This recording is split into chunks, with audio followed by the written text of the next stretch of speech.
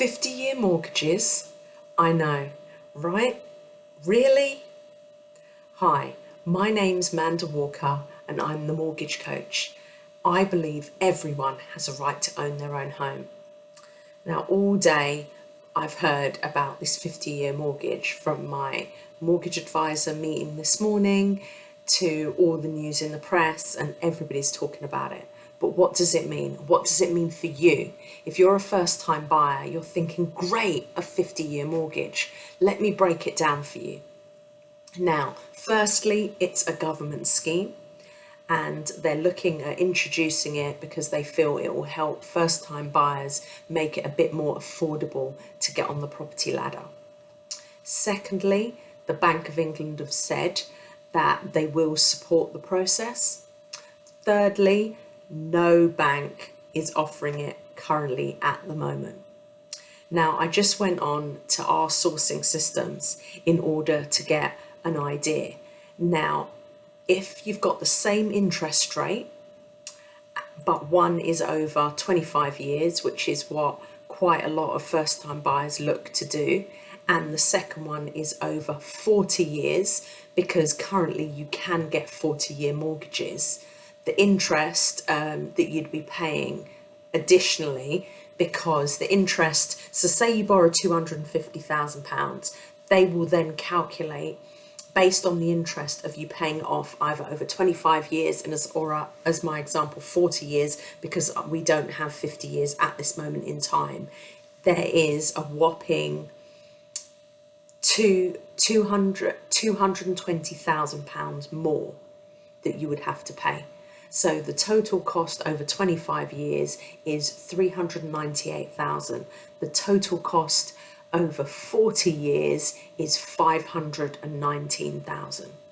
So that is a lot of money that you'd have to pay. Now, the majority of people at the moment, this year I should say, went for, 37% went for a mortgage between 30 and 35 year term. 10% went for a mortgage of 20 years. Now, normally what the average used to be was about 25 years, but as you can tell by the stats, that's not what's going on at the moment. Now, it all depends, in my opinion, on strategy. Now, you could start and get a mortgage that is the 40 or 50 years that they're offering if banks do bring out that product of the 50 years, and then actually work to making overpayments. And even if you go, so that's the whole term of the mortgage, but you can do a 2-year fixed or a 3-year fixed or a 5-year fixed. So basically, if the interest rate, for example, is 2%, just as an example, and you fix it in on a deal for 2 years, but the term is 25 years or 50 years or whatever. After you remortgage on that 2 years, you can reduce the term down. So an idea might be, in my opinion, is to basically go for the 50 years if that it really does help you get on the affordability ladder. But then to get on to the property ladder, because you've met the affordability, that's what I mean by the affordability ladder, you can then actually reduce the term later on. So you can get on the ladder based on a 40 or 50 years, depending what's out there at that point in time. But then you can work towards reducing the term. A lot of people do it. They go on at, say, 25 years, and then they reduce it down to, say, 10 years once they're on a higher salary. So that is an idea. Obviously, once you're on the property ladder and you've committed to 50 years, when you remortgage, if your salary hasn't improved, if property prices haven't improved, if inflation's gone up, if interest rate has gone up, and it is less affordable for you, then you could be stuck still going for a 50-year term. They're called mortgage prisoners. So that is a risk that you have to take. Now, there are a lot of countries, and everybody's talking about China or Japan, that have longer terms. In fact, some of them have, I think Japan has a 100-year term, which means that your children will probably not only inherit your property, but they'll inherit your debt as well. So that's something that you seriously need to think about. Now, a lot of people are saying that maybe we should look at the housing crisis first. There's a shortage of houses. That's what everybody's talking about as well. And what they're saying is, if there were more affordable houses, a lot of the new builds now that are being built are quite expensive. If there were affordable houses that were specifically only for first-time buyers, for example, maybe this would help. That's just my opinion. I know there are properties out there, and I remember 20 years ago when I was looking for my first property and I saw a property that was a really decent price, and I'm like, I want to go for that, but it was literally only for retired people. Maybe something, a scheme like that might work.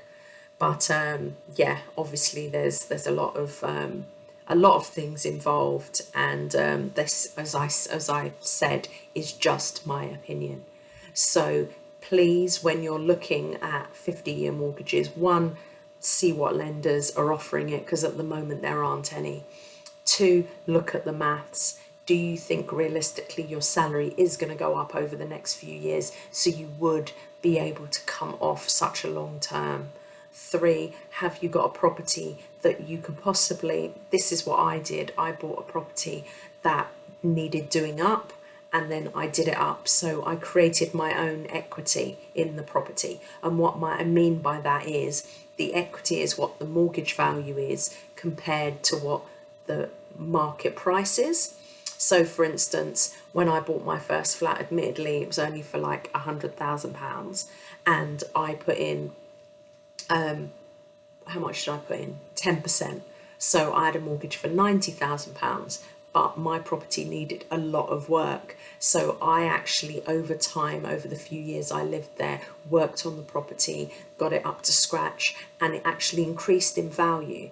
But my mortgage was still only 90,000, but the property was now worth 150,000. So I had all that extra equity to help me. And what I ended up doing was actually borrowing some of that money that I'd created from doing the property up and actually investing in another property and creating a buy-to-let. But that obviously is another video, and please let me know in the comments if you'd like to hear all about how I did that.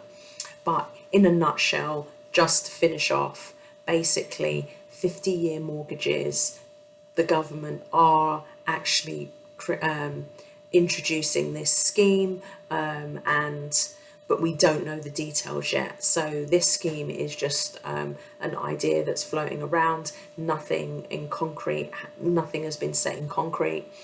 We don't know how it will work, we don't know what interest rates it will be, we don't know what loan to value it will be. So what I mean by that is, we don't know how much deposit it's going to be. Is it going to be 50-year mortgage and 100%, you can borrow 100% of the value of the property, or is it going to be a 50-year mortgage and you can only borrow 70% of the value of the property, or 75%, or 85%, or 90 or 95%? So based on how much you can borrow obviously means how much deposit you need. So if they're offering a 100% mortgage, then you don't need a deposit. If they're offering a 70% mortgage, then you need a 30% deposit, and it basically is the percentage, so it always has to add up to 100, so that's the easiest way to remember.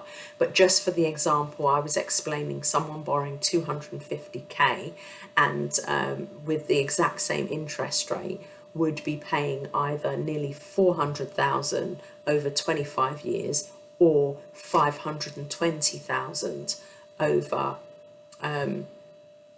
over 40 years, and that would be, you know, obviously a lot more over 50 years. It could be another 100,000, which is why I was saying at the beginning, it could be a difference of 25 years and 50 years, and actually paying another sort of 220 or more on top of that because of the amount of interest. So yes, watch this space. As I get more and more updates, I will let you know. And if you've got any questions, please put it in the chat. Please subscribe if you want to hear more about mortgages and money matters. I really appreciate the support. Thank you for your time. Have a good evening. Good night.